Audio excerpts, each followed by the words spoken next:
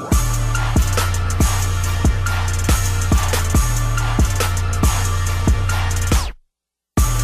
Manor Mustangs go on the road to Bastrop and come out with a dominating victory, improving to 2-0 on the year. Welcome in, I'm Zoheb Hassanali. You're watching a new edition of the Mustang Corral. I'm here with Coach Mitchell, head coach of the Manor Mustangs. Coach, how you doing? Doing good, Awesome. doing good. Just wrapped up practice this morning, and we had a good one. So yeah, doing good. Awesome. Well, congratulations on your second win of the year. This time on the road at Bastrop. Let's kind of recap it a little bit. You guys started off really fast, 42 points in the first half, and you really took Bastrop away from their game plan of running the ball, took the crowd out of it early. What was the mindset going in? Was that kind of the objective? Well, yeah, we wanted to play fast, try to get on the perimeter offensively, and our running backs pretty much took it over, and our quarterback, and had a lot of success. Our offensive line is playing better each week, so we're excited about that. Hopefully we can keep improving there. I felt like it was a great win. We scored 59 points, but I felt like we were sloppy. I think we kind of had a little bit of a letdown after the big win in week one. Not as sharp on stuff. So we're going back to the drawing board this week and getting some things tightened up. You talked about your defense was stout.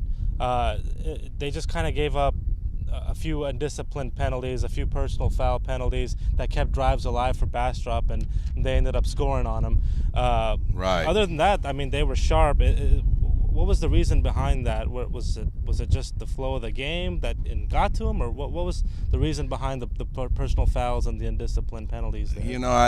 That's hard to pinpoint, but I call it us being sloppy. I didn't think we tackled great. There was a lot of things that I just thought we did sloppy. Our special teams wasn't sharp. That's what coaches do. Even with a positive win like that, you still got to find the things you got to improve on. And so I think our focus will be better this week. I think the kids have recognized it in our meetings, and so I think we'll be better this week. And you mentioned special teams. Another game where it was kind of a mixed bag. Some good, some things you need to work on. The extra points for the most part you made. You did have another block punt that resulted in a Bastrop touchdown. What are you seeing there? I mean, what can you do differently, or what do y'all? Well, we're changing. I've had enough of that already. 2 weeks in a row, which I don't think. I've been doing this 20-some years, never seen back-to-back weeks where we get a punt block for a touchdown. So we're going to change our punt, and we're going to do some different things, and we've got to find something that works for us. And you mentioned earlier the O-line. Let's give them a little love. We haven't really talked much about them. I mean, Tahj Brooks had 193 yards, 3 touchdowns. Courtney Patridge had a lot of time back there, 11 of 18, 216 yards, 2 touchdowns, 60 rushing yards, 2 more touchdowns on the ground. Tree McCutcheon with 2 touchdowns and 95 yards receiving. None of that happens without that O-line creating holes and giving the quarterback room, to scout the field. Right. They have really started to gel and come around. We're really happy with them right now. Now, this week, and I know you're about to talk about it in a minute, but this week we're going to have a big challenge, the offensive line is. Their defensive line is comparable to ours, and but yes, they're improving each week, and we couldn't be happier with their play right now. Okay. And speaking of that, it's Pflugerville Hendrickson this week, just up the road. They'll be coming down. Last year, you lost to them 40-17. What do you remember about that game, and what sticks out, and what's kind of the big focus for you guys looking at going into this week?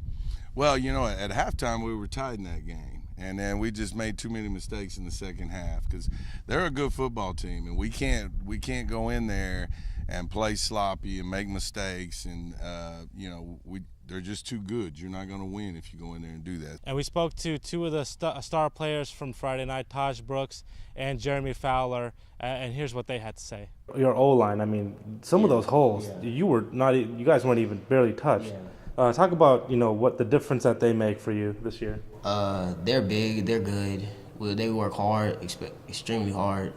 They just opened the holes for me and I run through them. We just put the last game behind us and just kept working and focusing on this game, keyed into their schemes on offense and defense.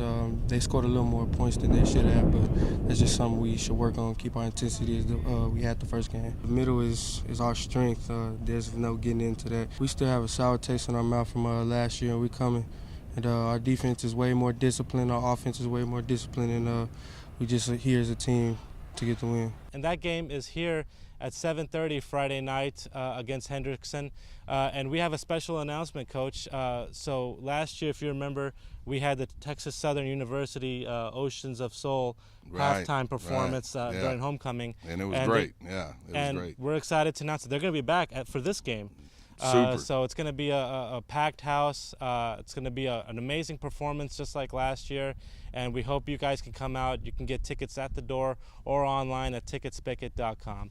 That's it for us. Thanks for watching this third edition of the Mustang Corral. I'm Zoheb Hassanali here with Coach Mitchell, and we'll see you next week. Thank you.